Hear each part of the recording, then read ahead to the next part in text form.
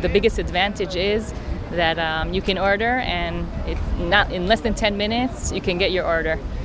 What you can't do with regular vehicles.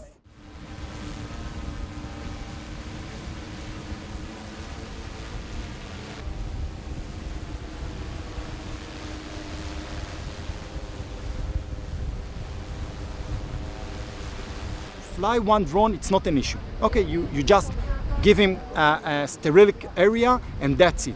We are talking about multi-drones that actually communicate between themselves. They are not communicate between themselves because they are different drone manufacturers or coming from different drone manufacturers, but still they are monitoring with our software, and we can make sure that they are not collide, landing safety and everything, exactly like an air traffic controller.